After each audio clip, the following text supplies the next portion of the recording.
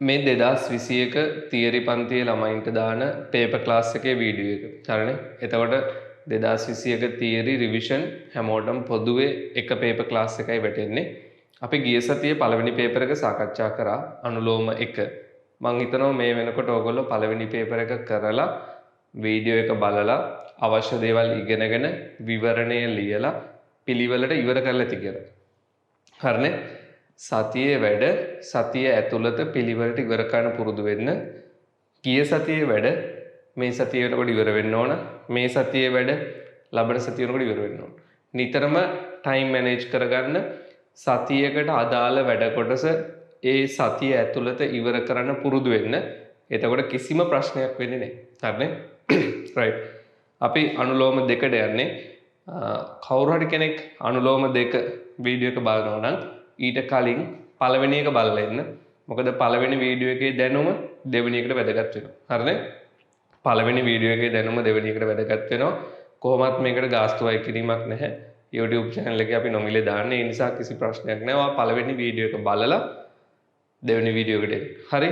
ඒ වගේම මුලින් විනාඩි 45ක් ගන්න පේපර් එක කරන්න. පේපර් එක කරාට පස්සේ වීඩියෝ එක බලනවා නම් තමයි හොඳ. වීඩියෝ එක බලන අතරේ වැදගත් කරුණු පොඩියට කටුකොළවල් ලියා ගන්න. ඊට පස්සේ පුළුවන් ඔයාලට සම්පූර්ණ විවරණයක් ලියන්න CR පොතක පිළිවෙලට පේපර් එකට අදාළව. හරිනේ? right. අපි යන් අනුලෝම 2 පළවෙනි ප්‍රශ්නය.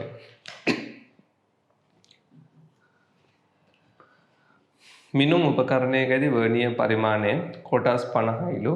එම කොටස් 50 ප්‍රධාන පරිමාණයේ මිලිමීටර් භාගයේ කොටස් 49ක් හා සමපාත වේ නම් උපකරණයේ කුඩා මිනුම කීයද කියලා අහන්නේ. දැන් මිනුම් උපකරණයේ වර්ණීය පරිමාණයේ කොටස් 50 වර්ණීය කොටස් 50ක් සමපාත වෙන්නේ ප්‍රධාන පරිමාණයේ කොටස් 49ක් සමග. V කියලා ගත්තේ වර්ණීය, M කියලා ගත්තේ ප්‍රධාන. වර්ණීය ස්කේල් එක මේන් ස්කේල් එක වර්ණීය කොටස් 50ක් සමපාතයි ප්‍රධාන කොටස් 49ක් සමග. එහෙනම් මෙතන 50න් බෙදුවොත් වර්ණීය කොටස් 1ක් සමානයි වර්ණීය කොටස් 1ක් ඔන්න ඔය විදිහට. හරිනේ? වර්ණීය කොටස් 1ක විශාලත්වය 50න් 49යි ප්‍රධාන කොටසක්. හරි? අපෙන් අහන්නේ කුඩා මිනුම. කුඩා මිනුම කියන්නේ ප්‍රධාන කොටසකින් අඩු කරන්න ඕන වර්ණීය කොටසක්. වර්ණීය මූලධර්මයේදී කුඩා මිනුම කියන්නේ ප්‍රධාන කොටසක දිග ඍණ වර්ණීය කොටසක දිග. ඒතර ප්‍රධාන කොටසක දිගෙන් අපි අඩු කරන්න ඕන වර්ණීය කොටස් එකක දිග වර්ණීය කොටසක් 49 බෙදීම 50යි m. පොදු හරය අරන් මේක සුළු කරොත් 50න් 49ක් ගියාම 1 යට 50යි m. ඔන්න කුඩා මිනුම ප්‍රධාන කොටසකින් 50න් 1යි. ප්‍රධාන කොටසකින් 50න් 1යි. ප්‍රධාන කොටසක් මිලිමීටර් භාගයයි. එහෙනම් කුඩා මිනුම ප්‍රධාන කොටසක් මිලිමීටර් භාගයයි. එහෙනම් සුළු කරා මෙන්නේ CN 1යි මිලිමීටර් හෙවත් 0.01යි මිලිමීටර්. පැහැදිලිද? ඔය විදිහට තමයි අපි ගණනය කරන්නේ. හරිනේ? දෙවෙනි එක ස්කන්ධ දෙකක් අතර ක්‍රියා කරන P බලය සමානුපාතික වන්නේ M1 M2 බෙදීම R වර්ගයට පමණි. right. හොඳට අහගන්න. මේ පාඩම අපි තාමත් කරලා නැහැ. ගුරුත්ව ක්ෂේත්‍ර මේ ගුරුත්වාකර්ෂණය පිළිබඳ නිව්ටන් නියමය ස්කන්ධ දෙකක් අතර M1 M2 ක්‍රියාත්මක වන ආකර්ෂණ බලය රඳා පවතින්නේ M1 M2 බෙදීම R වර්ගය මත පමණි. ඔතන M1 M2 කියන්නේ ස්කන්ධ, R කියන්නේ ස්කන්ධවල කේන්ද්‍ර අතර පරතරය. ස්කන්ධ කේන්ද්‍ර අතර පරතරය තමයි R. එතකොට මේ ආකර්ෂණ බලය රඳා පවතින්නේ M1 M2 ස්කන්ධ ගුණිතය සහ දුරේ වර්ගය මත. ස්කන්ධ ගුණිතය සහ දුරේ වර්ගය මත. සමානුපාත නියතයක් දාන්න පුළුවන්. සමානුපාත නියතය K නම් බලය සමානයි K M1 M2 බෙදීම R වර්ග. අපෙන් අහන්නේ සමානුපාතික නියතයේ මාන. එහෙනම් k උක්ත කරමු. pr වර්ග බෙදීම m1 m2. ඔන්න k වල මාන p වල මාන r වල මාන දෙවනි බලය m1 මාන m2 මාන ගුණිතයට කඩලා ලියන්න පුළුවන්. p r m1 m2 මේ මාන වලින් තමයි k වල මාන ලැබෙන්නේ. හරිද? රයිට් මම මේ පැත්තට ගන්නම්. අවශ්‍ය දේවල් ඔය අතරම ලියා ගන්න. එතකොට කේවල මාන p කියන්නේ බලය mlt ඍණ 2 l r කියන්නේ දුර ස්කන්ධ අතර දුර l වර්ග m1 ස්කන්ධය m2 ස්කන්ධය m කැපිලා යනවා එතකොට එන්නේ m ඍණ 1 m ඍණ 1 l ඝනය t ඍණ 2. හරිනේ? උත්තරේ 4 m ඍණ 1 l ඝනය t ඍණ 2. පැහැදිලිද? රයිට්. ඊළඟ තුන්වෙනි එක එක්තරා දිගමිනුමක ප්‍රතිශත දෝෂය 100ට වඩා අඩුවෙන් තබා ගත යුතු ඇත. ප්‍රතිශත දෝෂය දිගමිනුමක ප්‍රතිශත දෝෂය අපි ගන්නේ කුඩා මිනුම බෙදීම පාඨාංකය වැඩි කිරීම ප්‍රතිශත 100. හරිද? මෙන්න මේ ප්‍රතිශත දෝෂය 100ට වඩා අඩුවෙන් තබා ගත යුතු ඇත. මේක 100ට වඩා අඩු වෙන්න ඕන. ප්‍රතිශත දෝෂය 100ට වඩා අඩු වෙන්නයි ඕන. මිනුම් උපකරණය නිසා ඇතිවන දෝෂය. එතකොට මිනුම් උපකරණය නිසා ඇතිවන දෝෂය තමයි කුඩා මිනුම 1 මිලිමීටර. මිනුම් උපකරණය නිසා ඇතිවන දෝෂය තමයි කුඩා මිනුම 1 මිලිමීටර. නම් මැනිය යුතු දිග කියන්නේ පාඨාංකය. ප්‍රතිශත දෝෂය 100ට අඩුවෙන් තබා ගන්න නම් පාඨාංකය කීයක් වෙන්න ඕනද කියලා අහන්න. රයිට්. එහෙනම් පාඨාංකය දාමු මේ පැත්තට. නම් කුඩා මිනුම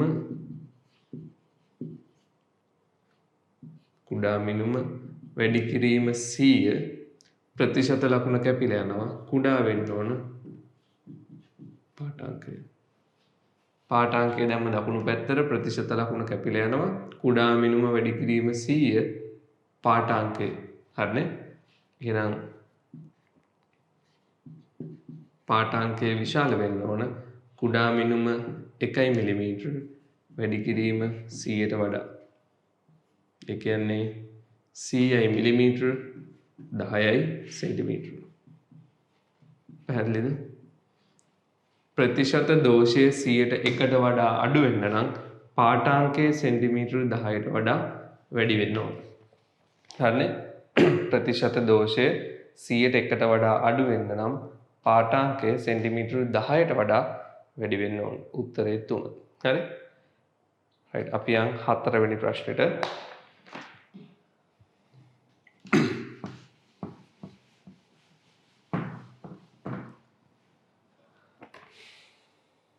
නිශ්චලතාවයෙන් ගමන් අරඹා ධන x දිශාවට ගමන් කරන අංශුවක ප්‍රවේග කාල ප්‍රස්ථාරයේ රූපය දැක්වේ.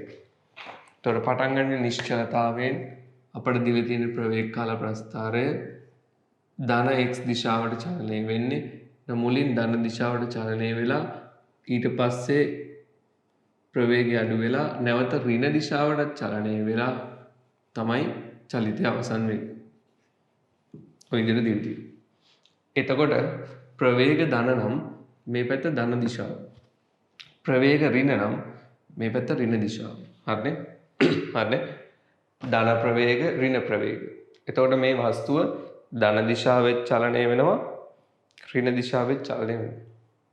මුලින් තියෙන ත්වරණයක් ප්‍රවේගයේ වැඩිවීමක් ඊළඟට මන්දනයක් ප්‍රවේගයේ අඩුවීමක් මේ පැත්ත ඍණ දිශාව. හරි? වගන්ති තුනක් දීලා තියෙනවා. ABC මුලින්ම කියන්නේ අංශුව නිශ්චලතාවයට පැමිණෙන්නේ t සමානයි t3 විට පමණි. මෙතන t1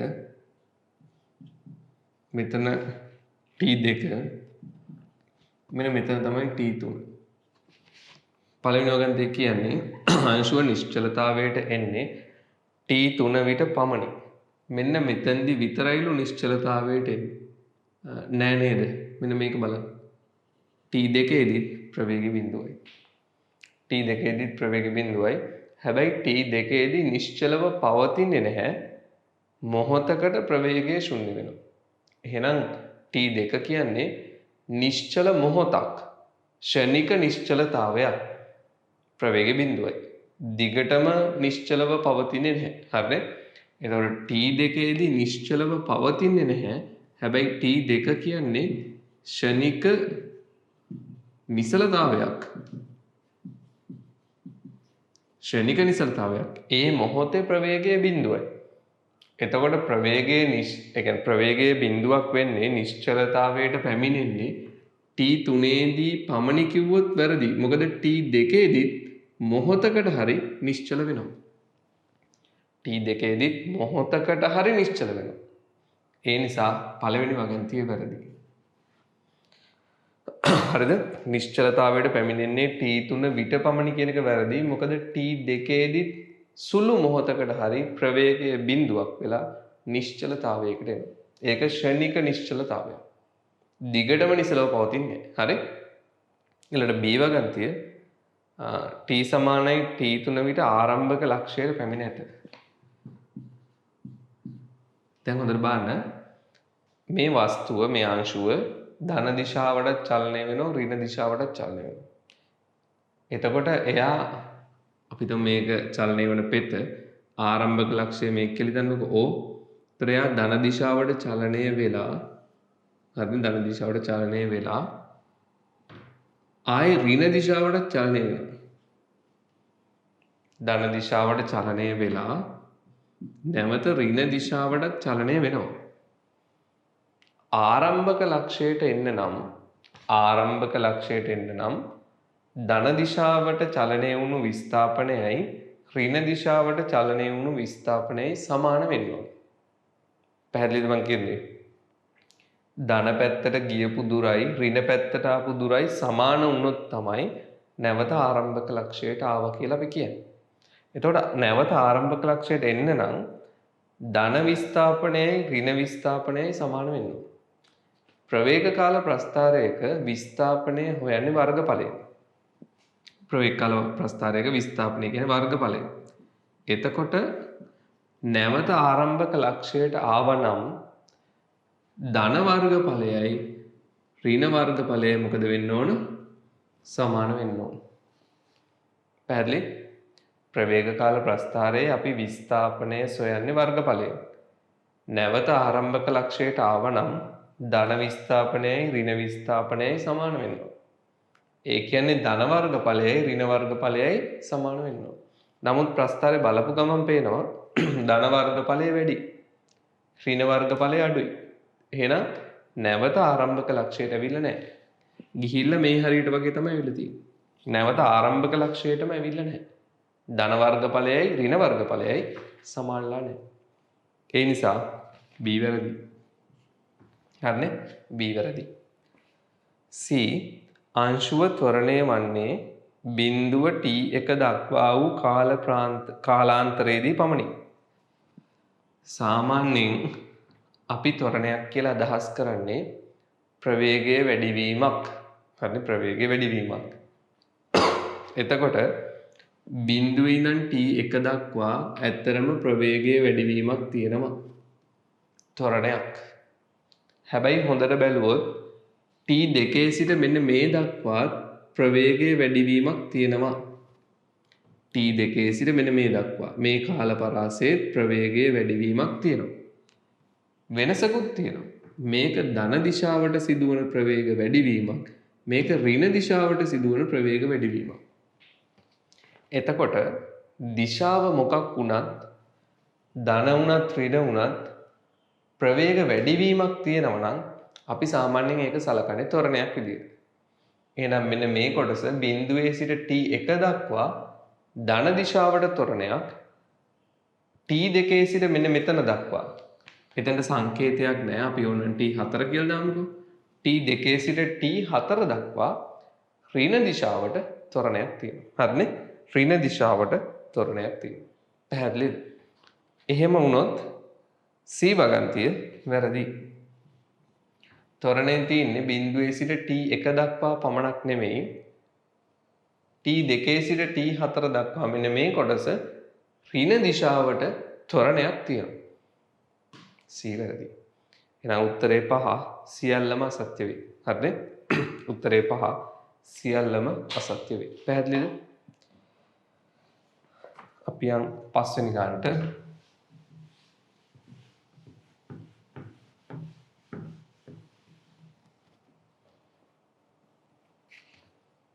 හතරයි ms ඍණයක ඒකාකාර ප්‍රවේගයෙන් x අක්ෂය දිගේ චලිත වන p නම් අංශුවක් කාලය t සමානයි බිඳුවේදී o මූල ලක්ෂය පසු කරයි.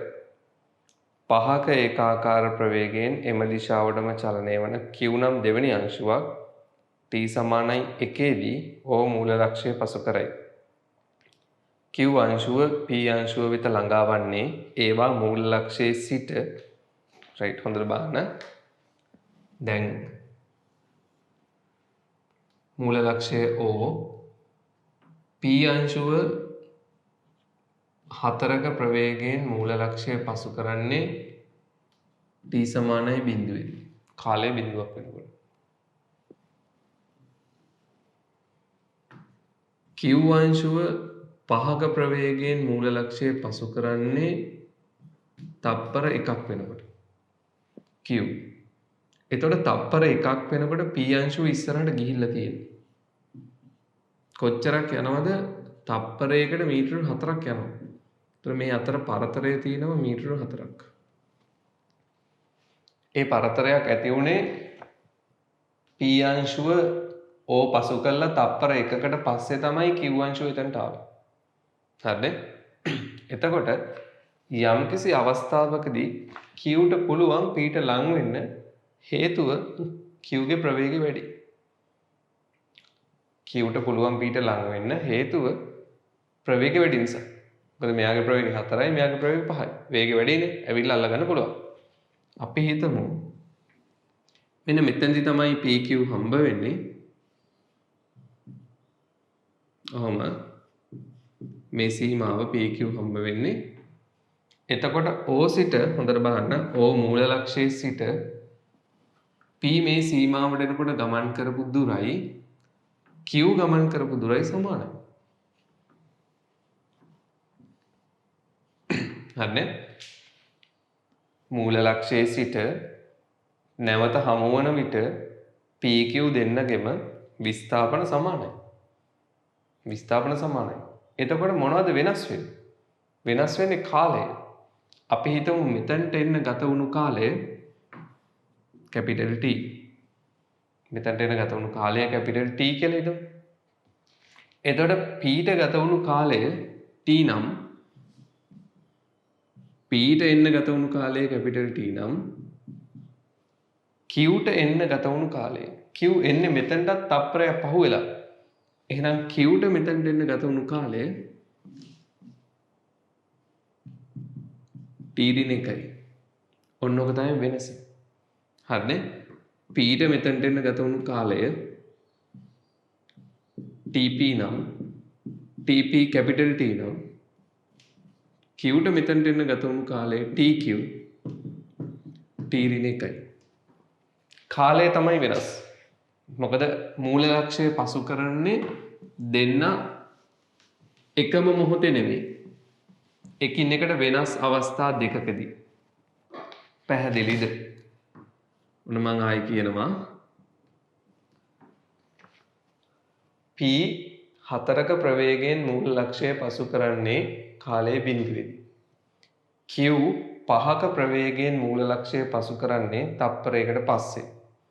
Q මූල ලක්ෂයට එනකොට P මීටර 4ක් ඉස්සරහින් තියෙනවා. මොකද එයාගේ ප්‍රවේගය තප්පරයට මීටර 4යි. තප්පරයට මීටර 4ක් යනවා. යම්කිසි අවස්ථාවක Qට පුළුවන් P වල්ලන්න. හේතුව Q ගේ ප්‍රවේගය වැඩි. ඒ අල්ල ගන්නකොට මූල ලක්ෂයේ සිට දෙන්නගෙම විස්ථාපන සමානයි. වෙනස් වෙන්නේ කාලය. මේ අල්ලා ගැනීම සිදු වෙනකොට P-ට ගත වුණු කාලය කැපිටල් T කියලා ගත්තොත් Q-ට ගත වුණු කාලය තප්පරයක් අඩුයි. මොකද එයා තප්පරයක් පස්සේ තමයි මෙතනට තේරෙනවද? දෙන්නගෙම ප්‍රවේග නියතයි. දෙන්නගෙම ප්‍රවේග නියතයි. ත්වරණයේ බිඳුවයි. එහෙනම් Q හා P හමු වන විට P ගේ විස්ථාපනයයි Q ගේ විස්ථාපනයයි සමානයි. දෙන්නගේ විස්ථාපන සමානයි. ඒතර විස්ථාපනයේ අපට සමීකරණ ලියන්න පුළුවන් ut විස්ථාපනය කියන්නේ ප්‍රවේගය වැඩි කිරීම කාලය හේතුව ත්වරණයක් නැහැ. ත්වරණයක් නැති නිසා විස්ථාපනය කියන්නේ ut. එනම් p ගේ විස්ථාපනය p ගේ ප්‍රවේගය 4යි කාලය කැපිටල් T. q ගේ විස්ථාපනය ප්‍රවේගය 5යි කාලය t ඍණ 1යි. පැහැදිලිද? p ගේ විස්ථාපනය 4යි t, q ගේ විස්ථාපනය ප්‍රවේගය වැඩි කිරීම කාලය t ඍණ 1යි.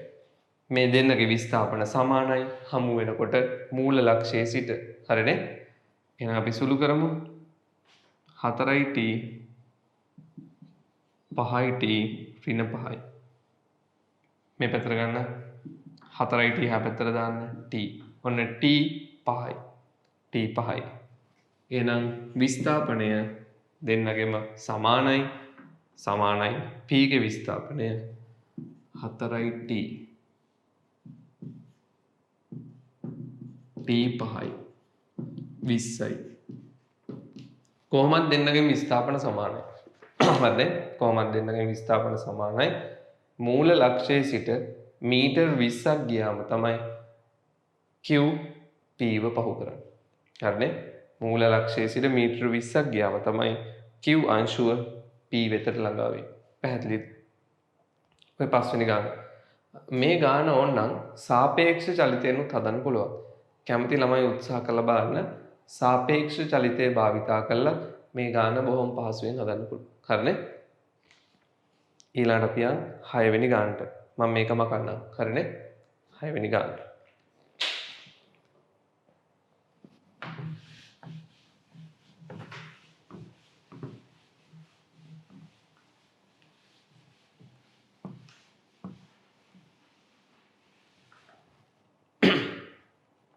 හය ස්කන්ධය කිලෝග්‍රෑම් 2ක් වන වස්තුවක් 9 නිව්ටන් නියත සංප්‍රයුක්ත බලයක් මගින් නිසලතාවයේ සිට ත්වරණය කරන ලදී. වස්තුව මීටර 4ක් ගමන් කළ විට වේගය කිලෝ 2යි බලය නිව්ටන් 9යි F සමානයෙන් මේ දාන්න සංප්‍රයුක්ත බලය 9යි ස්කන්ධය 2යි. ත්වරණය එන්නේ 9 බෙදීම 2යි. ත්වරණය මීටර 4ක් ගමන් කරාම වේගය අහන්නේ අපිට චලිත සමීකරණයක් දාන්න පුළුවන් v වර්ග සමානයි u වර්ග ධන 2යි s. ත්වරණය නියතයිනේ. v වර්ග ආරම්භක ප්‍රවේගය බිඳුවයි. ත්වරණය 9 බෙදීම 2යි මීටර 4යි ගමන් කළා තියෙන්නේ. සුළු කළ බලන්න දෙක කැපෙනවා. වර්ගමූලය ගන්න ඕන 6යි. ප්‍රවේගය ඉන්නේ 6යි. උත්තරේ 4. හරි? 7 වෙනි එක ස්කන්ධය කිලෝග්‍රෑම් 1ක් හා 4ක් වන වස්තු දෙකක චාලක ශක්තියින් සමාන වේ. රේඛීය ගම්‍යතා අතර අනුපාතය. right. චාලක ශක්තිය කියන්නේ භාගයයි mv වර්ග. ඔන්න චාලක ශක්තිය. ඒතර චාලක ශක්තිය කියන්නේ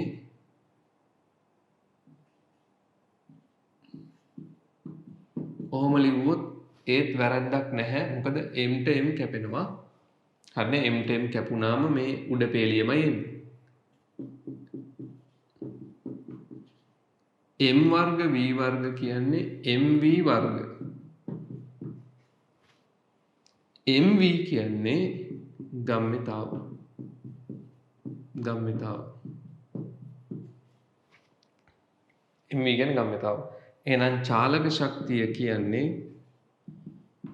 p වර්ග බෙදීම 2m. ඔන්න චාලක ශක්තිය. p වර්ග බෙදීම 2m. හරිනේ?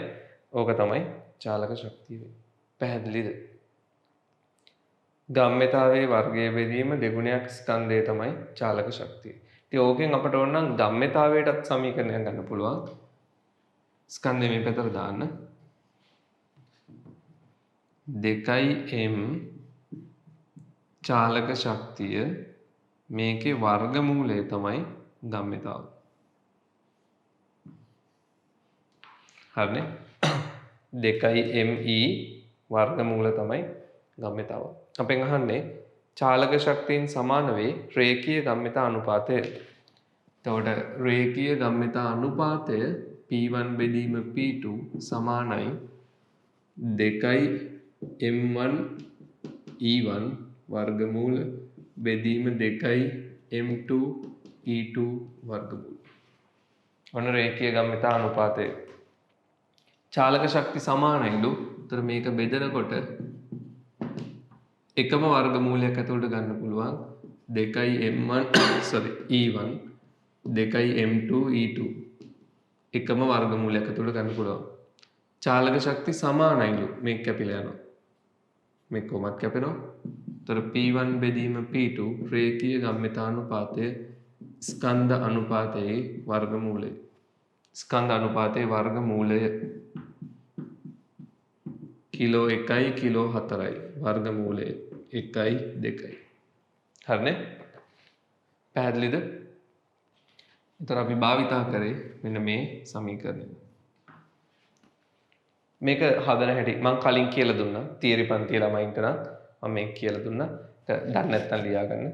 චාලක ශක්තිය කියන්නේ p වර්ග බෙදීම 2m. හරි?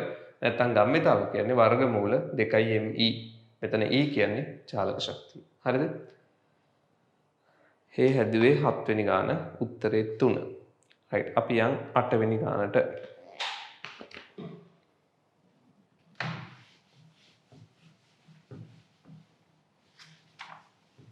අටවෙනි ගාන ස්කන්ධය කිලෝග්‍රෑම් 5ක් වන වස්තුවක් ප්‍රස්ථාරයේ පෙන්වා ඇති අයුරින් කාලය t සමග විචලනය වන සංප්‍රයුක්ත F බලයකට යටත් වේ.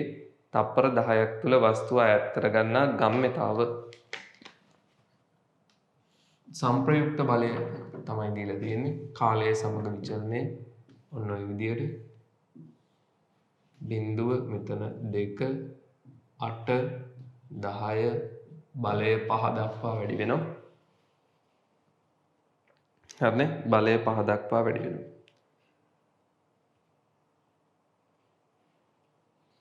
රයිට්. දැන් හොඳට අහගන්න. බලය කියන්නේ ගම්මිතාව වෙනස් වීමේ ශීඝ්‍රතාව. බලය කියන්නේ ගම්මිතාව වෙනස් වීමේ ශීඝ්‍රතාව. බලය ගුණ කරොත් කාලයෙන් අපට ලැබෙන්නේ ගම්මිතාව වෙනස. බලය ගුණ කිරීම කාලය කියන්නේ මෙන්න මේ ft ප්‍රස්ථාරයේ වර්ගඵලය. බලය ගුණ කිරීම කාලය කියන්නේ ft ප්‍රස්ථාරයේ වර්ගඵලය. මේ පැත්ත කාලය, මේ පැත්ත බලය. එහෙනම් මේ ft ප්‍රස්ථාරයේ වර්ගඵලය තමයි ft ගුණිතය. එහෙනම් මේ ප්‍රස්ථාරයේ වර්ගඵලය ft ගුණිතය සමානයි කාටද? ගම්මිතා වෙනසට. අපි බලමු වර්ගඵලය කීයද කියලා. හරි? ft ප්‍රස්ථාරයේ වර්ගඵලය තමයි ගම්මිතා වෙනස වෙන්නේ.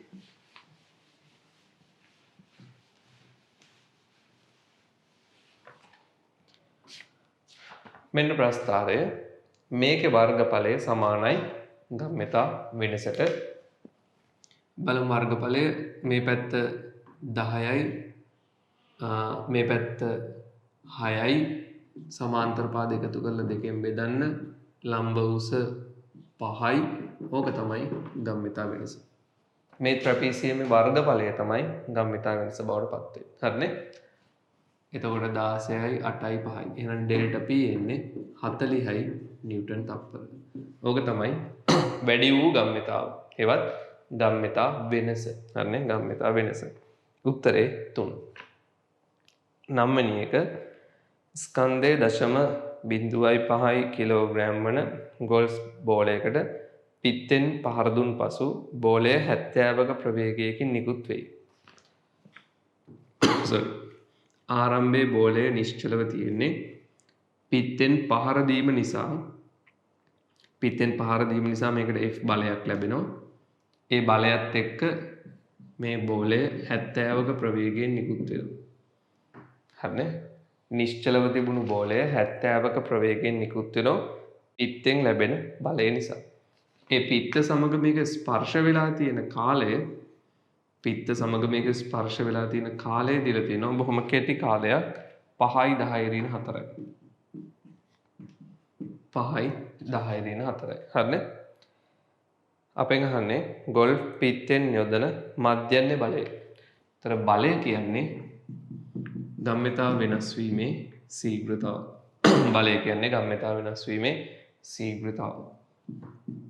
මේ බෝලය ස්කන්ධයේ M නම් පසු ගම්‍යතාව MV පෙර ගම්‍යතාව MU මේක U ආරම්භක ගම්‍යතාව අවසාන ගම්‍යතාව වෙනස කාලයෙන් බෙදන්න ඕන. ස්කන්ධය 0.5යි ප්‍රවේගය පසු ප්‍රවේගය 70යි පෙර ප්‍රවේගය නිශ්චලව තිබුණේ 0යි. එහෙනම් පසු ගම්‍යතාව ස්කන්ධය ගුණ කිරීම ප්‍රවේගය පෙර ගම්‍යතාව 0යි. හරිනේ? පෙර ගම්‍යතාව. මෙතන අපි U කියලා දාමුකෝ.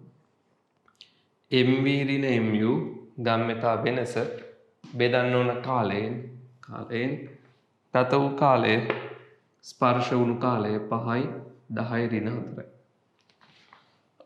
පැහැදිලිද? පිත්ත මගින් ලැබෙන මධ්‍යන්නේ බලය කියන්නේ බෝලයේ ගම්‍යතාව වෙනස් වීමේ ශීඝ්‍රතාව. පසු ගම්‍යතාව MV, පෙර ගම්‍යතාව MU, ආරම්භයේ නිශ්චලයි මෙන්න පසු ගම්‍යතාව බෙදන්න ගත වුණු කාලයෙන් උත්තරේ 3 7.13යි. සුළු කරාම උත්තරේ එන්නේ 7.13 නිව්ටන්. ඔක තමයි ලැබෙන මධ්‍යන්නේ බලය. පැහැදිලිද? ඊළඟට අපි යන් 10 වෙනි ගානට.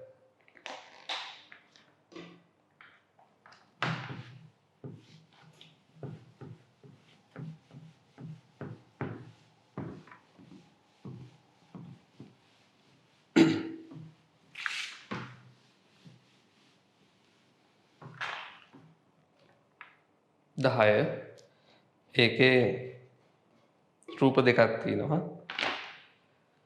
A සහ B රූපවල පෙන්වා ඇති අන්දමට එකක බර 10 නිව්ටන් සර්ව සම ලී කුට්ටි දෙකක් සුමට තිරස් මේස දෙකක් මත තබා ඇත. එහි ලී කුට්ටි ආවිතන්‍ය තන්තුවකට බැඳ එම තන්තුව සුමට කප්පියක් වටා යවා 10 නිව්ටන් බරති නිදහසේ එල්ලෙන තවත් ලී කුට්ටියකට ගැට ගසා ඇත. B හිදී එවැනි සමාන තන්තුව සුමට කප්පියක් කරහා යවා තන්තු කෙලවර 10 නිව්ටන් සිරස් යටිකුරු බලයක් මගින් අදිනු ලැබේ. අවස්ථා දෙකේ පොඩි වෙනසක් තියෙනවා. දැන් අවස්ථා දෙකේම මේසේ උඩ තියෙන නිව්ටන් 10ක් එකම තන්තුව සුමට කප්පිය. ඒතර පළවෙනි අවස්ථාවේ මෙතනින් එල්ලලා තියෙනවා නිව්ටන් 10ක්. හරිනේ? දෙවෙනි අවස්ථාවේ එතනින් නිව්ටන් 10ක පෙට්ටියක් එල්ලලා නැහැ. තන්තුවේ කෙලවර අදිනවා කෙලින්ම නිව්ටන් 10කින්. හරිනේ? මෙතනින් එල්ලලා තියෙනවා නිව්ටන් 10ක්. ඒතකොට තන්තු ආතතියකට ලක් වෙනවා T සැහැල්ලු තන්තුවක්. මෙතනින් කෙලින්ම තන්තු අදිනවා නිව්ටන් 10ක්. එහෙනම් මෙතනට ලැබෙන ආතතිය නිව්ටන් 10යි. ඔක තමයි වෙනස. 10ක ඒ කියන්නේ නිව්ටන් 10ක පෙට්ටියක් එල්ලුවොත් ලැබෙන ආතතිය 10ක් නෙමෙයි. කෙලින්ම අපි ඍජුවම තන්තුව නිව්ටන් 10කින් ඇද්දොත් තන්තුව දිගේ මෙතනට සම්ප්‍රේෂණය වෙනවා බලය නිව්ටන් 10යි. එතන තමයි වෙනස. හරිනේ? දැන් මෙයා පහළට ත්වරණය වෙන්නේ අපි හිතමු A. මෙයා මේ පැත්තට ත්වරණය A. අපි මේකට F සමාන m දැම්මොත් මෙයාට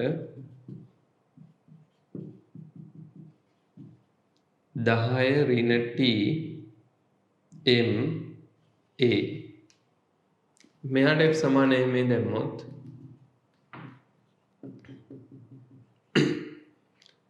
p m a t m kilo එකයි a. මේ සමීකරණ දෙක එකතු කරොත් එක ධන දෙක ධන t ඍණ t කැපෙනවා 10 සමානයි 2යි a. ත්වරණය එන්නේ 5යි. දෙවැනි අවස්ථාවට ගියොත් තන්තුව ඍජුවම නිව්ටන් 10කින් අදිනකොට ඒ ආතතිය කෙලින්ම මෙතනට සම්ප්‍රේෂණය වෙනවා. මෙයාගේ ත්වරණය මම a නෝට් කියලා ගත්තොත් මේකට F සමාන m දැම්මොත් මෙතනට ලැබෙන ආතතිය කෙලින්ම නිව්ටන් 10යි මේකමයි ස්කන්ධය කිලෝ 1යි a නෝට්. a නෝට් එන්නේ 10යි. අවස්ථා දෙකේ ත්වරණ වෙනස්. නිව්ටන් 10ක පෙට්ටියක් කෙල්ලීමයි ඍජුවම තන්තුව නිව්ටන් 10කින් ඇදීමයි වෙනස්. හේතුව පෙට්ටියක් කෙල්ලුවොත් ලැබෙන ආතතිය නිව්ටන් 10 නෙවෙයි. පෙට්ටියක් නැතුව ඍජුවම තන්තුව ඇද්දොත් ලැබෙන ආතතිය නිව්ටන් 10යි. ඒ නිසා අවස්ථා දෙකේ ත්වරණ වෙනස්. ඇත්තරම B අවස්ථාවේ මේ රූපේ ලී කුට්ටියේ ත්වරණය වැඩි. මේක A මේක B අවස්ථාවේ ලී කුට්ටියේ ත්වරණය වැඩි. පැහැදිලිද? උත්තරේ 4. උත්තරේ 4. අපි යන් 11 වෙනි ගානට. මේක මකන්න. හරිද?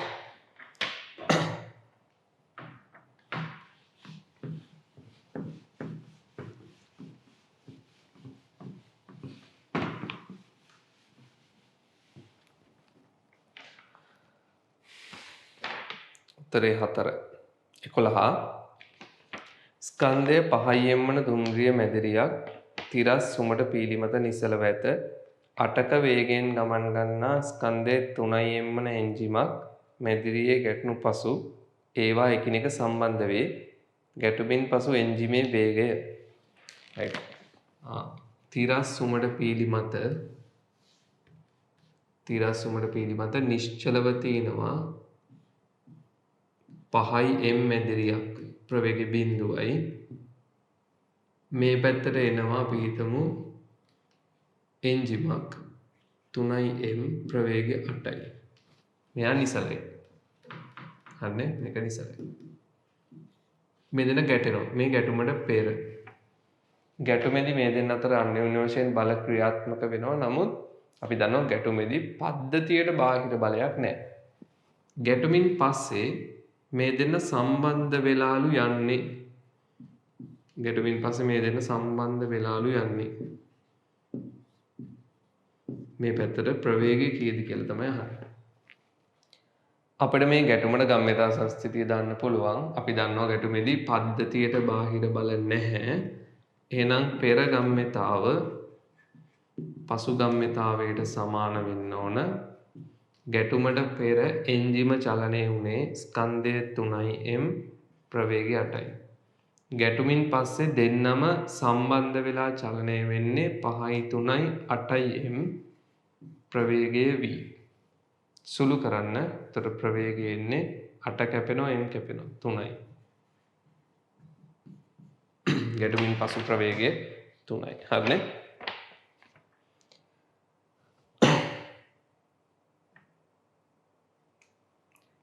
පැහැදිලිද? මුලින් චලනය වෙන්නේ එන්ජිම විතරයි. ස්කන්ධය 3m ප්‍රවේගය 8යි. ඊළඟට චලනය වෙනවා දෙන්නම 5යි 3යි 8යි ප්‍රවේගය දන්නේ නැහැ. මෙතනින් 8 කැපෙනවා m කැපෙනවා ප්‍රවේගයනේ 3යි. හරි? ප්‍රවේගය 3යි. උත්තරේ 2. sorry 12 වෙනි එක 400යි කිලෝවොට් ක්ෂමතාවයකින් ක්‍රියා කරන එන්ජිමක් සමතලා පාරක 8යි ms ඍණයක ඒකාකාර ප්‍රවේගයකින් දුම්රියක් ගමන් කරවයි. එන්ජිමේ හා දුම්රියේ චලිතයට විරුද්ධව ක්‍රියා කරන ඝර්ෂණ බලය වන්නේ. සමතල තිරස් මාර්ගයක දුම්රියක් ගමන් කරවනවලු එන්ජිමකින් නියත ප්‍රවේගයක් 8 ms ඍණයක. ප්‍රවේගය 8 ms ඍණයක. එතකොට මේ වැඩේට එන්ජිමෙන් බලයක් දෙනවා. අපි හිතමු F. එන්ජිමෙන් දෙන බලය F. එන්ජිමේ ක්ෂමතාවය දීලා තියෙනවා. එන්ජිමේ ක්ෂමතාව අපි දන්නවා ක්ෂමතාව දුන්නොත් ප්‍රකර්ෂණ බලය හොයන්න පුළුවන්. P = FV.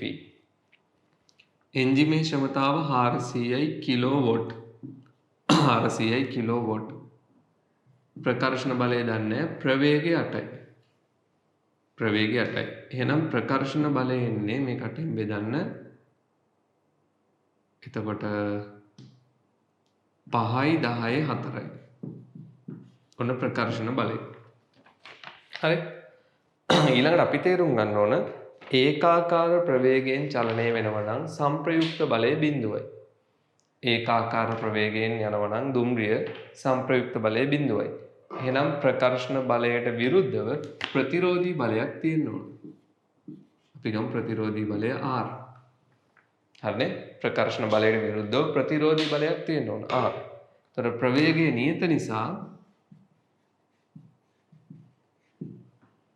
ප්‍රකර්ෂණ බලයයි ප්‍රතිරෝධී බලයයි මොකද වෙන්න ඕන? සමාන වෙන්න ඕන. නියත ප්‍රවේගයෙන් චලනය වෙනකොට සංප්‍රයුක්ත බලය බිඳුවක් වෙන්න ඕන. එන්ජිමෙන් දෙන ප්‍රකර්ෂණ බලය චලනයට විරුද්ධව ලැබෙන ප්‍රතිරෝධී බලය හෙවත් ඝර්ෂණ බලයට සමාන වෙන්න ඕන. එහෙනම් දැන් ප්‍රතිරෝධී බලය ඒකත් ප්‍රකර්ෂණ බලයමයි 5යි 10යි 4යි. පැහැදිලිද?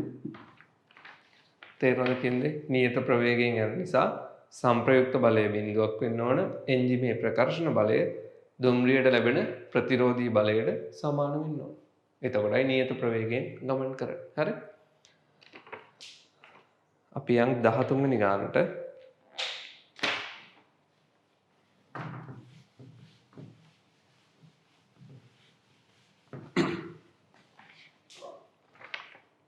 රූපේ දැක්වෙන පරිදි සුමට තිරස් මේසයක් මත තබා ඇති 950 ග්‍රෑම් ලී කුට්ටියක් තුල ඇති උමගක් හරහා 50 ග්‍රෑම් ස්කන්ධයක් සහිත අංශුවක් 10 ms ඍණයක ප්‍රවේගයක් සහිතව තිරස්ව ප්‍රක්ෂේපණය කරන ලදී. අංශුව උමගේ AB සිරස් කොටස තුලින් ගමන් කර B ලක්ෂයේ ගැටීමෙන් පසු B හි රැඳී පවතී. අංශුවත් ලී කුට්ටියත් අතර ඝර්ෂණයක් නොමැති නම් ලී කුට්ටියේ ප්‍රවේගය වන්නේ. right. දැන්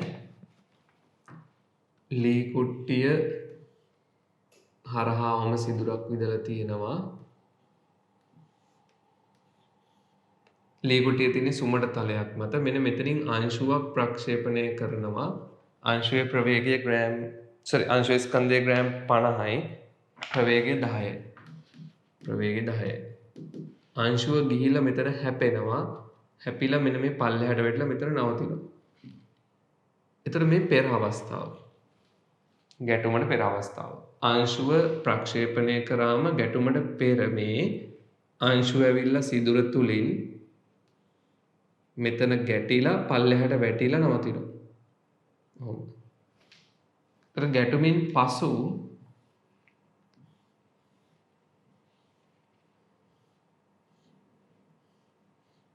මෙන්න මෙතන අංශුව ගැටුමින් පසු අංශුව මෙන්න මෙතන ලී කුට්ටිය අංශුවත් එක්ක මේ පැත්තට චලනය වෙනවා. ගැටුමින් පසු පෙර අවස්ථාවේ අංශුව තමයි චලනය වෙන්නේ. පසු අවස්ථාවේ අංශුව සහ ලී කුට්ටිය කියන පද්ධතියම චලනය වෙනවා. දැන් මෙතන අංශුව ගැටීමේදී අන්‍යෝන්‍ය වශයෙන් බල ලැබෙනවා. හැබැයි පද්ධතියට බාහිර බල නැහැ. සුමට තලයක් උඩ තියෙන්නේ පද්ධතියට බාහිර බල නැහැ. ඒ නිසා අපිට ගම්මිතා සංස්ථිතිය දාන්න පුළුවන්. හරිනේ? පද්ධතියට බාහිර බල නැහැ. ඒ නිසා අපිට ගම්මිතා සංස්ථිතිය දාන්න පුළුවන්.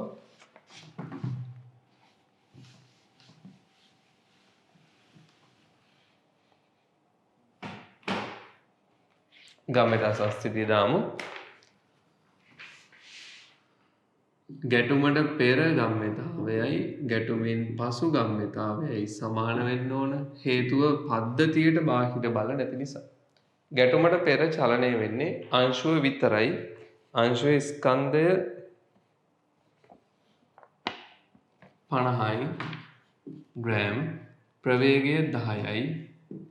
ගැටුමින් පසු චලනය වෙනවා ලී කුට්ටිය සහ අංශුව දෙකම. එතකොට ලී කුට්ටියේ ස්කන්ධයේ ග්‍රෑම් 950යි අංශුව 50යි. ලී කුට්ටිය ග්‍රෑම් 950යි අංශුව 50යි. ග්‍රෑම් 1000යි. මේක අවුලක් ගන්න එපා. මෙතනත් ග්‍රෑම් මේකත් ග්‍රෑම්. ප්‍රවේගය දන්නේ නැහැ. එතකොට මේ පැත්ත 500යි මේ පැත්ත 1000යි. එතකොට ප්‍රවේගය එන්නේ 0.5. ප්‍රවේගය 0.5. පැහැදිලිද? ඊළඟට 14 සැහැල්ලු දඬු දෙකකට තන්තු මගින් ඈඳා ඇති ABC වස්තුන් තුනක සැකැස්මක් රූපයේ පෙන්වා ඇත. වස්තුන් සහ ආධාරක තන්තු අතර දුර රූපයේ දක්වා ඇත. Aහි ස්කන්ධය ග්‍රෑම් 10ක් නම් Cහි ස්කන්ධය කීයද කියලා අහන්න. right. අපි ඉස්සලා සටහන අඳිමු.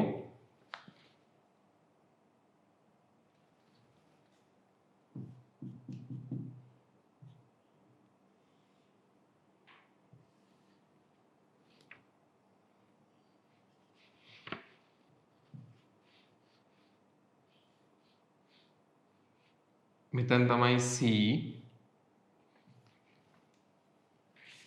මෙතනින් තව සැහැල්ලු දණ්ඩක් එල්ලෙනවා.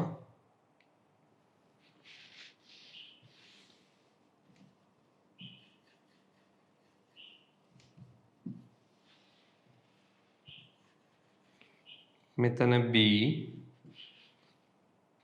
මේ පැත්ත A.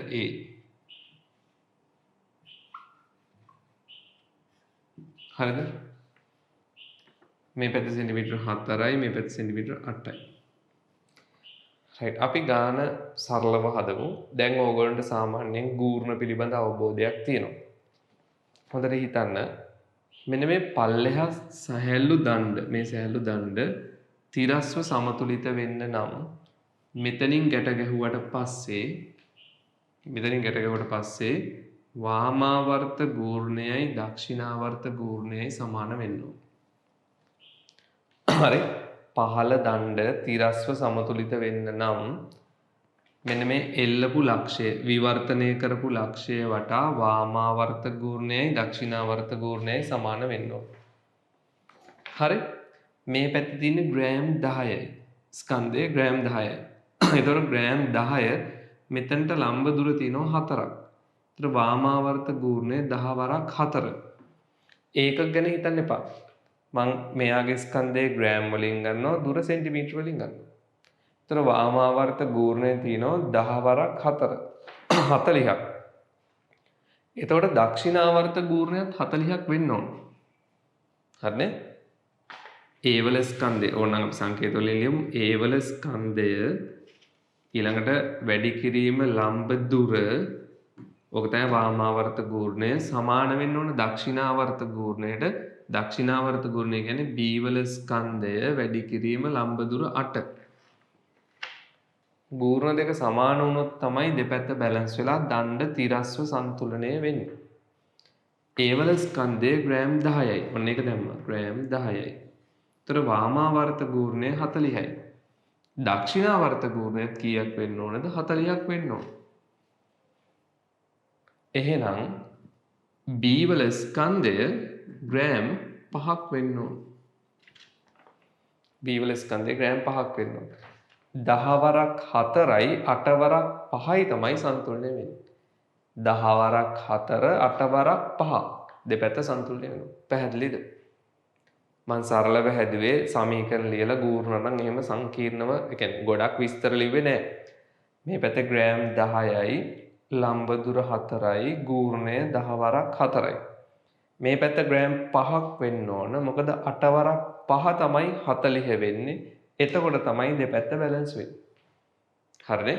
එහෙනම් B ගේ ස්කන්ධය ග්‍රෑම් 5යි. එතකොට AB මුළු ස්කන්ධය ග්‍රෑම් 15යි. හරිනේ? AB මුළු ස්කන්ධය ග්‍රෑම් 15යි. එහෙනම් හොඳට බලන්න මෙන්න මේ සෙට් එකම අයින් කරන්න පුළුවන් අපට සෙට් එකම අයින් කරන්න පුළුවන්. එහෙනම් AB දෙන්නම ඉවත් කරනවා නම් AB දෙන්නම ඉවත් කරනවා නම් මෙන්න මෙතනින් මම එල්ලන්න ඕන ග්‍රෑම් 15ක්. AB දෙන්නම ඉවත් කරනවා මම මේ සෙට් එකම අයින් කරනවා. ඔයා මේක ලියාගත්තා නම් හොඳයි. හරිනේ? මම AB දෙන්නම අයින් කරනවා. A ග්‍රෑම් 10යි B ග්‍රෑම් 5යි AB දෙන්නම අයින් කරනවා. හරිනේ? AB දෙන්නම මම අයින් කරා. AB දෙන්න වෙනුවට මේ පැත්තෙන් එල්ලන්න ඕන ග්‍රෑම් කීයක්ද? 15ක්. එතකොට තමයි ඒක සන්තුලනය වෙන්නේ. හරිනේ? AB දෙන්න වෙනුවට මෙතනින් ග්‍රෑම් 15ක් ගන්න ඕනේ. මොකද AB ගේ සඵල ස්කන්ධය ග්‍රෑම් 15. දැන් බලන්න උඩ දණ්ඩ තිරස්ව සන්තුලනය වෙන්න නම් නැවතත් වාමාවර්ත ගූර්ණයයි දක්ෂිනාවර්ත ගූර්ණයයි සමාන වෙන්න. මෙතනට එන්න ඕන ග්‍රෑම් 15ක්. AB වෙනුවට 15 වැඩි කිරීම ලම්බ දුර 2ක්. එහෙනම් මේ පැත්තට එන්න ඕන C ගේ ස්කන්ධය වැඩි කිරීම ලම්බ දුර 6ක්. ඕක බැලන්ස් වෙන්න ඕන 30ට. 15 වරක් 2. ඒතර වාමාවර්ත ගූර්ණය 30යි දක්ෂිනාවර්ත ගූර්ණය 30ක් වෙන්න ඕන. ඒතර MC එන්නේ ග්‍රෑම් 5යි. C වල ස්කන්ධය ග්‍රෑම් 5ක් කියන්නේ. පැහැදිලිද? මම රූපේ මකලා තමයි ඉස්සරහට ආවේ. ඔයාලට පුළුවන් වීඩියෝ එක බලනකොට මුල් කොටස ඇඳගන්න ඊට පස්සේ දෙවෙනි තැනට යන්න. AB ග්‍රෑම් 15ක් එතනට එල්ලන්න ඕන. හරිනේ? පැහැදිලිද? රයිට්. එතකොට එතනින් යාන්ත්‍ර විද්‍යාවට ඒකක හා මාන වලට දාපු ගණන් ටික ඉවරයි. 15 වෙනි ගණන් ඉඳන් තියෙන්නේ දෝලන හා තරංග වලට අදාළ ප්‍රශ්න කීපයක්. හරි? ওই ටික පැහැදිලිද? එහෙනම් අපි මේ ටික මකලා 15 වෙනි එකට යමු. හරිනේ?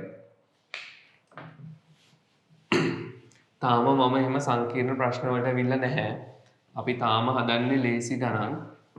දැන් අපේ පන්තියෙන් ළමයින්ට නම් මේවා බොහොම ලේසි ඇති. මොකද මේ වගේ ගණන් පන්තියේ කලිනුත් හැදුවා. හරිද? පන්තියේ කලිනුත් හැදුවා. තව පේපර් 2-3ක් යනකොට මම ටිකක් සංකීර්ණ ප්‍රශ්න වලට එන්න. හරිනේ? තව ටිකක් ඉස්සරහට යමු. ගොඩක් ළමයි පේපර් ක්ලාස් එකට දාන වීඩියෝ එක බලලා නැහැ. ඒක තමයි අපරාධ කියන්නේ. මම මහන්සිලා කරනවා. උඹලා බලලා ප්‍රයෝජනයක් ගන්න. ඒක තමයි අවුල. හරි? 15. වස්තුවක් සරල අනුවර්තීය චලිතයේ යෙදීමට සැලැස්සූ විට අපි නිකන් උදාහරණයක් අරන් හිතමු ඕන. සරල අවලම්බයක් කියලා හිතන්නකෝ. වස්තුවක් සරල අනුවර්තීය චලිතයේ යෙදීමට සැලැස්සූ විට මුලින්ම කියනවා වස්තුව මත ක්‍රියා කරන බලය සමතුලිත පිහිටීමේ සිට විස්ථාපනයේ විශාලත්වයට සමානුපාතික වේ. දැන් මේක සරල අනුවර්තීයව චලනය වෙනකොට අපි හිතමු මේ වගේ පිහිටීමකට ආවා කියලා. එතකොට වස්තුව මත ක්‍රියාත්මක වන බලය F නම් F සමානයි ma. ඒතර මේ වගේ පිහිටීමක ඉන්නකොට ත්වරණය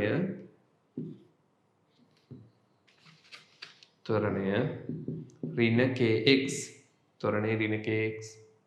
හරිනේ? ත්වරණයේ විශාලත්වය සමානුපාතික වෙන්නේ විස්ථාපනයට. බලය සමානුපාතික වෙන්නේ ත්වරණයට. මොකද ස්කන්ධේ නියතයි. ඒතකොට බලය සමානුපාතික වෙන්නේ ත්වරණයට නම් ත්වරණයේ විශාලත්වය සමානුපාතික වෙන්නේ විස්ථාපනයට නම් මේ දෙක සම්බන්ධ කරාම ඔයාලට තේරෙන්න ඕන බලයත් සමානුපාතිකයි කාටද? විස්ථාපනයට. පැහැදිලිද? බලය සමානුපාතික වෙන්නේ ත්වරණයට. ස්කන්ධේ නියත නිසා. ත්වරණයේ විශාලත්වය සමානුපාතික වෙන්නේ විස්ථාපනයට. එහෙනම් ත්වරණයේ සමානුපාතිකයි විස්ථාපනයේ විශාලත්වයට. එහෙම ලියන්නත් පුළුවන් නේ. ත්වරණයේ සමානුපාතිකයි විස්ථාපනයේ විශාලත්වයට. එහෙමනම් මෙන්න මේ දෙක සම්බන්ධ කරාම තර්ක කරන්න පුළුවන් බලය සමානුපාතිකයි කාටද? විස්ථාපනයේ විශාලත්වයට. බලය සමානුපාතිකයි විස්ථාපනයේ විශාලත්වයට. ඔයාලට මතක නම් අපි ගිය සතියේ පොඩ්ඩක් තියරිත් පැහැදිලි කරා සරල අනුවර්තීය චලිතය එහෙම ප්‍රස්ථාරන්‍ය මතකද? ප්‍රස්ථාරන්‍ය වල අපි අඳිනවා විස්ථාපනය සමග ත්වරණය. ඔහොම ඒ වගේම අපි අඳිනවා විස්ථාපනය සමග බලය. විස්ථාපනය සමග බලය. උතර මේකේ අදහස් වෙන්නේ ත්වරණයේ විශාලත්වය විස්ථාපනයට අනුලෝමව සමානුපාතිකයි. ඉතින් මේකේ අදහස බලයේ විශාලත්වය විස්ථාපනයට අනුලෝමව සමානුපාතිකයි. ඕනනම් අපිට කියන්න පුළුවන් ත්වරණයේ අනුලෝමව සමානුපාතිකයි විස්ථාපනයේ විශාලත්වය බලයේ අනුලෝමව සමානුපාතිකයි විස්ථාපනයේ විශාලත්වය. මේ විදිහට ලියන්න පුළුවන්. හරිද? අපි සාමාන්‍යයෙන් ලියන්නේ මේකත් පුළුවන් ඉතින් වැරද්දක් නැහැ. හරි? එනිසා පළවෙනි එක හරි. බලය සමතුලිත පිහිටීමේ සිට විස්ථාපනයේ විශාලත්වයට සමානුපාතිකයි. ඒකනේ මේ වගේ ප්‍රස්තාරයක් ලැබෙන්නේ. පළවෙනි උත්තරේ හරි. දෙවෙනි එක වස්තුව මත ක්‍රියා කරන බලය සෑම විටම සමතුලිත පිහිටීමෙන් ඉවතට එල්ල වේ. රයිට්. හොඳට අහගෙන ඉන්න. බලය රඳා පවතින්නේ ත්වරණය මත. බලය රඳා පවතින්නේ ත්වරණය මත. F MA බලය රඳා පවතින්නේ ත්වරණය මත. ත්වරණය සෑම විටම තියෙන්නේ අචල ලක්ෂයේ දෙසට. ත්වරණය සෑම විටම තියෙන්නේ අචල ලක්ෂයේ දෙසට, දෝලන කේන්ද්‍රයේ දෙසට. ඒ නිසා බලයත් සෑම විටම තියෙන්නේ දෝලන කේන්ද්‍රයේ දෙසට. අචල ලක්ෂයේ දෙසට තමයි බලය තියෙන්නේ. සමතුලිත පිහිටීම දෙසට තමයි බලය තියෙන්නේ. ත්වරණය තියෙන්නේ සමතුලිත පිහිටීම දෙසට නම් අනිවාර්යෙන් බලය තියෙන්නේ සමතුලිත පිහිටීම දෙසට. ඉවතට නෙමෙයි. ඒ නිසා දෙවෙනි එක වැරදි. හරි. සමතුලිත පිහිටීම දෙසට තමයි බලය තියෙන්නේ. තුන්වෙනි එක වස්තුවේ දෝලන සංඛ්‍යාතය දෝලනවල විස්තරයට සමානුපාතික වේ. දෝලන සංඛ්‍යාතය කියලා අපි අදහස් කරන්නේ F දෝලන සංඛ්‍යාතය රඳා පවතින්නේ ආවර්ත කාලය මත. F සමානයි 1ට T සංඛ්‍යාතය රඳා පවතින්නේ ආවර්ත කාලය මත. විස්තරය බලපාන්නේ නැහැ සංඛ්‍යාතයට. හරිද? විස්තරය බලපාන්නේ නැහැ සංඛ්‍යාතයට. සංඛ්‍යාතයට බලපාන්නේ කවුද? ආවර්ත කාලය. ඒ නිසා තුන්වෙනි එක වැරදි. හරිද? 4 වස්තුවේ මුළු ශක්තිය දෝලනවල විස්තරය මත රඳා නොපවතී. 4වෙනි එක ඒකත් වැරදි. 4ත් වැරදි. හේතුව මුළු ශක්තිය රඳා පවතින්නේ විස්තරයේ වර්ගය මත. යාන්ත්‍රික කම්පනවල මුළු ශක්තිය රඳා පවතිනවා විස්තරයේ වර්ගය මත. මේ චලිතයට අදාළව හිතන්න මෙයාගේ විස්තරය කැපිටල් A කියලා. එහෙනම් මුළු ශක්තිය සමානුපාතිකයි විස්තරයේ වර්ගයට. ඒ නිසා 4වෙනි එක වැරදි. රඳා නොපවතී කියන එක වැරදි. මොකද රඳා පවතිනවා ඇත්තට. මුළු ශක්තිය විස්තරය මත රඳා පවතිනවා. 5 වස්තුවේ විභව ශක්තිය සෑම විටම නියතයි. නෑනේ. අපි දන්නවා සරල අවලම්බයක් ගත්තත් විස්ථාපනයත් එක්ක විභව ශක්තිය වෙනස් වෙනවා. විදිහට. මැද දෝලන කේන්ද්‍රයේ සමතුලිත පිහිටීමේ විභව ශක්තිය අඩුයි. දෙපැත්තේ විභව ශක්තිය වැඩි කියලා අපි කතා කරනවා. විභව ශක්තිය නියතයක් නෙමෙයි වෙනස් වෙනවා. ඒ නිසා පස්වෙනි එක වැරදි. උත්තරේ 1. බලය විස්ථාපනයේ විශාලත්වයට අනුලෝමව සමානුපාතිකයි. හරිනේ? රයිට්. අපි යමු 16ට. මම මේක මකන්නම්.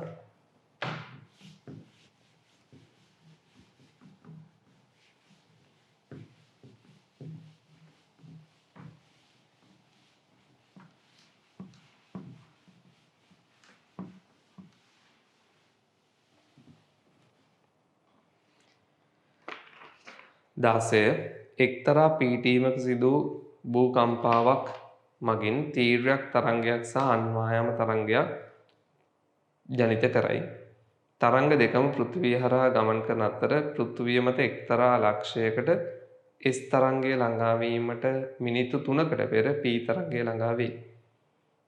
P කියන්නේ ප්‍රාථමික තරංග. ප්‍රාථමික තරංගවල වේගය වැඩි. ඉතින් වේගය වැඩි නම් ඉක්මනට එනවා. භූමිකම්පාව සිදු වූ ස්ථානය සහ එම ලක්ෂ අතර S සහ P තරංගවල සාමාන්‍ය වේගයන් කිලෝමීටර් 4යි කිලෝමීටර් 8යිලු තප්පරයට කොපමණ දුරකින් භූමිකම්පාව සිදු වුණේද කියලා අහන්නේ. right අපි හිතමු මෙන්න පෘෂ්ඨයේ භූමිකම්පාව සිද්ධ වුණේ අපි හිතමු මෙතන කියලා. කම්පණය වුණේ මෙතන. මෙතන තමයි නිරීක්ෂිත මධ්‍යස්ථානය නිරීක්ෂණය කරන ලක්ෂය හරි මෙතන තමයි නිරීක්ෂණ මධ්‍යස්ථානය පිහිටලා තියෙන්නේ. ඒතර කම්පන කේන්ද්‍රේ නම් නිරීක්ෂණ මධ්‍යස්ථානයට අපි හිතමු දුර x. එතකොට මෙතනට ප්‍රාථමික තරංගයක් එනවා. ප්‍රාථමික තරංගය අන්වායාමයි. ප්‍රාථමික තරංගය ඊළඟ ද්විතීයික තරංගයක් එනවා. ද්විතීයික තරංගයේ තීව්‍රයක්. ප්‍රාථමික තරංගයේ වේගය 8යි. තප්පරයට කිලෝමීටර. ද්විතීයික තරංගයේ වේගය 4යි. වේගය වැඩි නම් ගතවන කාලය අඩුයි.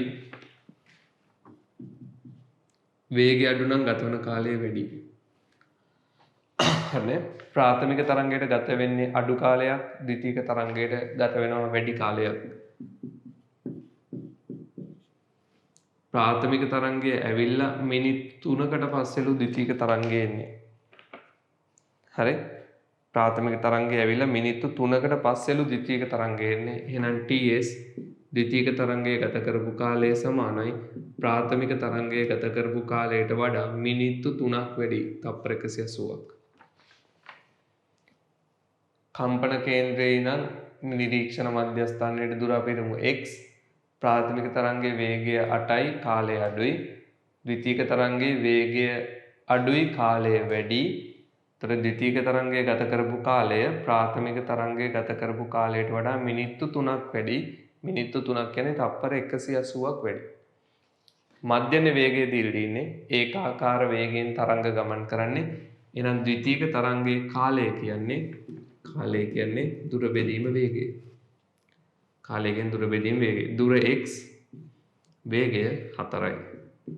ප්‍රාථමික තරංගයේ කාලය කියන්නේ දුර බෙදීම වේගය. දුර x කාලය. දුර x වේගය 8යි.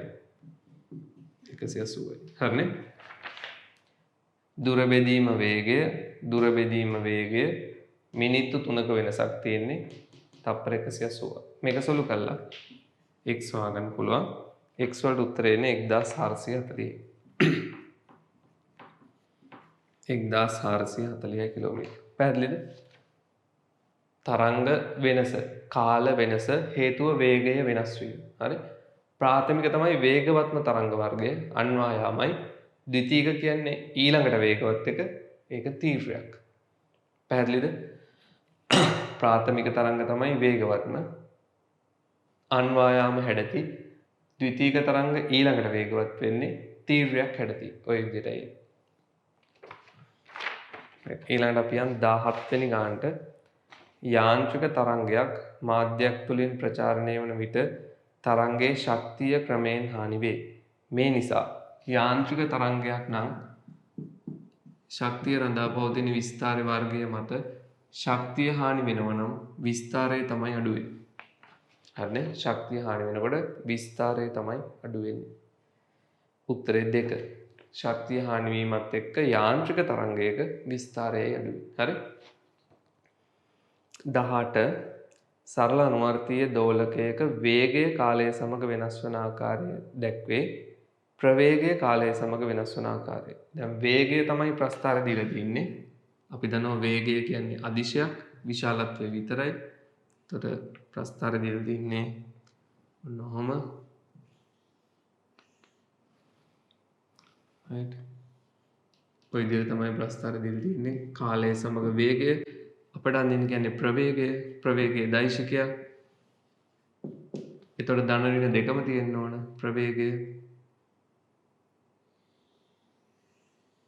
ප්‍රවේගය ඔය විදිහට. හරිනේ? මේ කොටස පල්ලෙහාට යනවා. මේ කොටස පල්ලෙහාට. ඒක අර දෛශික අදිශ කියන එක වේගයේ අදිශයක් ධන පැත්ත විතරයි. ප්‍රවේගයේ දෛශිකයක් දෙපැත්ත මාරු වෙන්න ඕන. ධනත් ඕන ඍණත් ඕන. හරිනේ? ධන ඍණ දෙකම ඕන සරල අනුවර්තීය චලිතයකදී. ඊළඟට 19. તો 18 19 රූපසටහනේ දැක්වෙන්නේ ඊතලයේ දිශාවට ගමන් කරන තීව්‍රයක් ප්‍රගමන තරංගයක ෂණික පිහිටුමකි. ඊතා කෙටි කාලයකට පසුව ABC මගින් දැක්වෙන අංශුන්ගේ චලිතය පිළිබඳ කර ඇති පහත සඳහන් ප්‍රකාශ වලින් නිවැරදි ප්‍රකාශය කුමක්ද? right.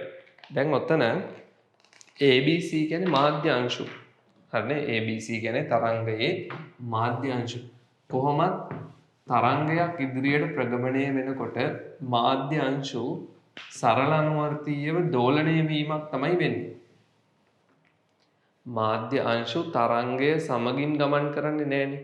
තරංගය ප්‍රගමණය වෙනකොට මාධ්‍ය අංශු මධ්‍යන්නේ පිහිටීමක් කේන්ද්‍ර කරගෙන දෙපසට දෝලණය වෙනවා. අනුවර්තීයව.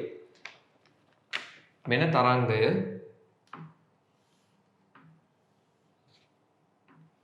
ඔන්න ඔය වගේ තමයි අපිට තරංගය දීලා තියෙන්නේ. මෙන්න මෙතන A අංශුව,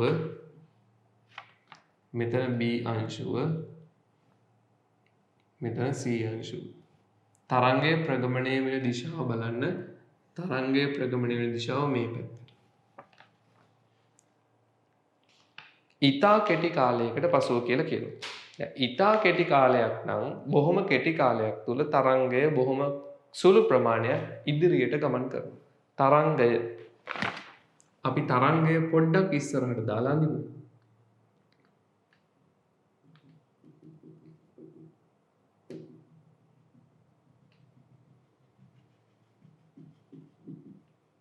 ඔන්න තරංගය බොහොම පොඩ්ඩක් ඉස්සරහට දාලා මම ඇඳලා. ඊතා කෙටි කාලයක් තුල තරංගය බොහොම ටිකක් ඉස්සරහට විස්ථාපනය වෙනවා. තරංගය ඉදිරියට විස්ථාපනය වෙනකොට මාධ්‍ය අංශුව වලට මොකද වෙන්නේ? හොඳට බලන්න.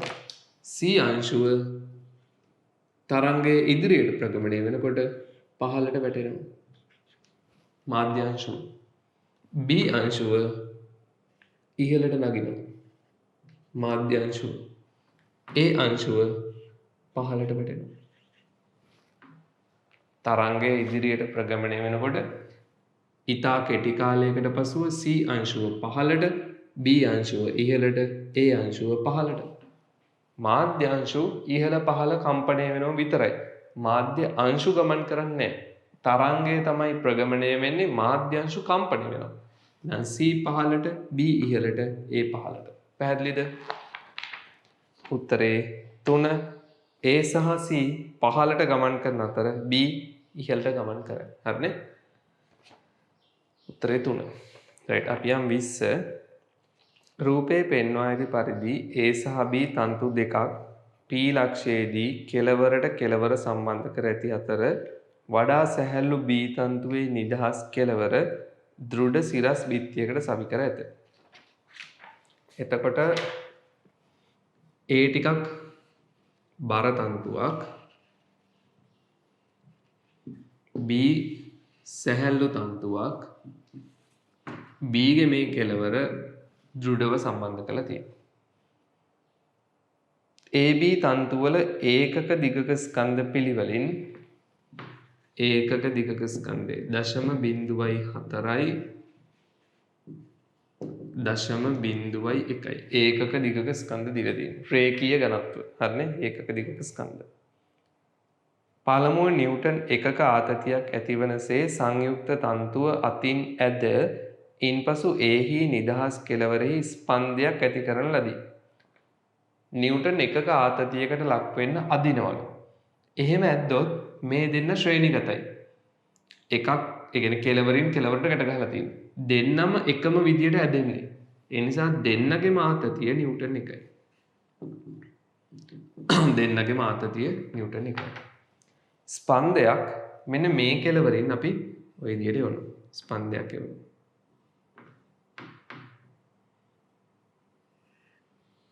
ස්පන්දයක් යවනවා. ඔය ස්පන්දය මෙන්න මේ ගැට ගහපු ලක්ෂය පීට ආවම මොකද අහනවා වෙන්නේ? හරිනේ? පීට ආවම මොකද අහනවා වෙන්නේ? right. හොඳට අහගන්න. ස්පන්දය P වලට ආවම P ලක්ෂය හැසිරෙන්නේ මෘදු සීමාවක් විදියට. මෘදු සීමාවක් විදියට හැසිරෙන්නේ. හේතුව මේ පැත්ත සම්බන්ධ කරලා තියෙන්නේ සැහැල්ලු තන්තුවකට. එතකොට P දෘඩ නැහැ.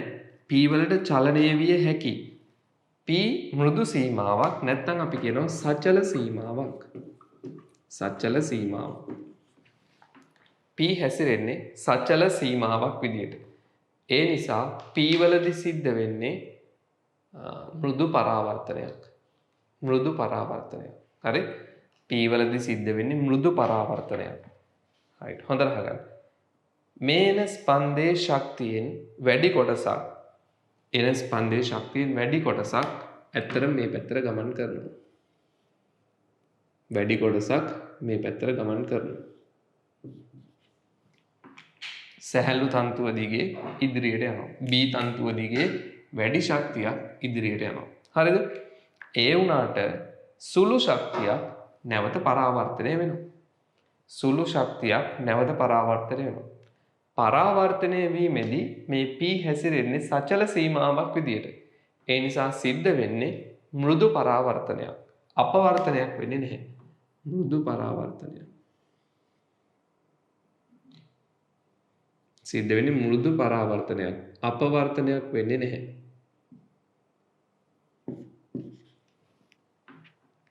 පැහැදිලිද? එතකොට අපි හිතමු ස්පන්දයේ මේ පැත්තට ගමන් කරන වේගය VB, ස්පන්දය ආපසු වෙන වේගය VA. මෙන්න මේ අපි ආරම්භයේ ලබා දෙන ශක්තිය P ලක්ෂයට එනවා. P ලක්ෂය හැසිරෙන්නේ සචල සීමාවක් විදිහට. වැඩි ශක්තියක් B තන්තුව දිගේ ඉදිරියට ගමන් කරනවා. හැබැයි සුළු ශක්තියක් ආපසු පරාවර්තනය වෙනවා.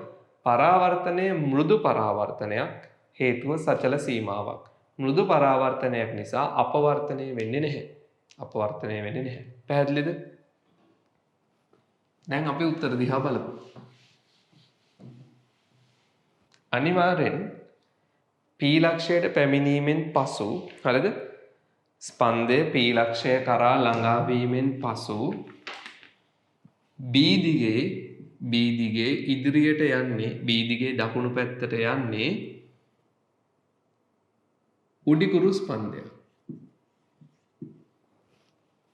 B දිගේ දකුණු පැත්තට යන්නේ උඩිකුරු ස්පන්දයක්.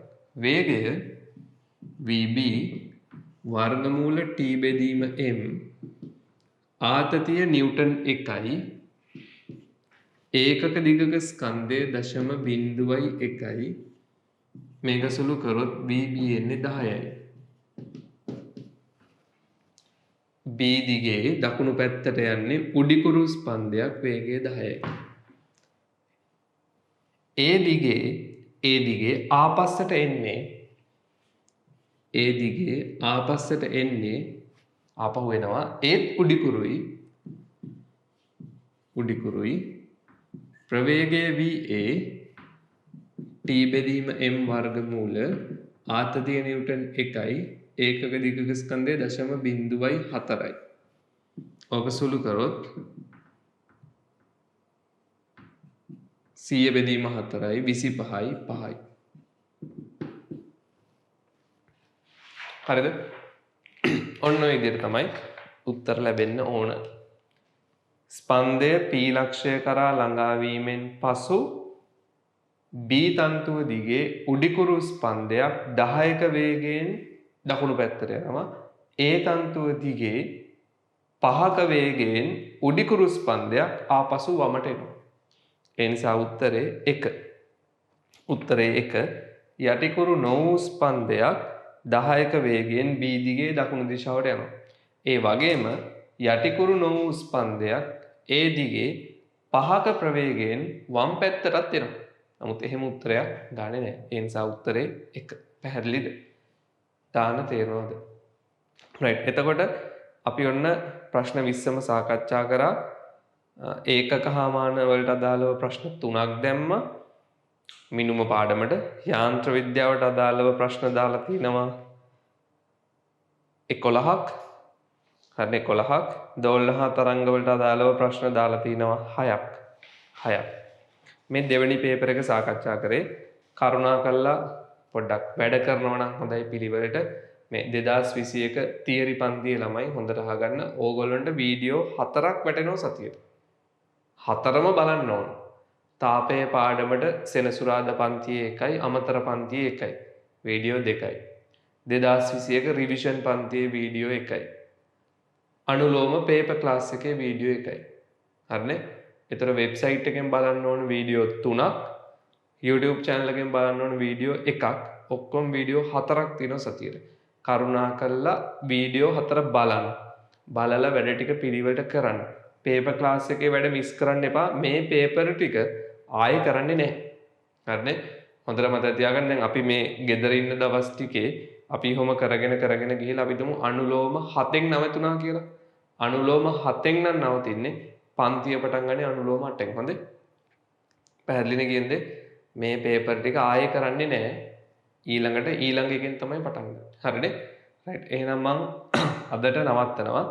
ඔන්න අපි දෙවෙනි පේපර් එකත් ඉවරයි. කරුණාකරලා පේපර් දෙක කරලා වීඩියෝ බලලා විවරණ ලියලා පිළිවෙලට වැඩ කරන්න. හොඳේ? පිළිවෙලට වැඩ කරන පන්ති පටන් ගන්නකොට විවරණ චෙක් කරනවා හැමෝගෙම. හරිද? පන්ති පටන් ගන්නකොට විවරණ චෙක් කරනවා හැමෝගෙම.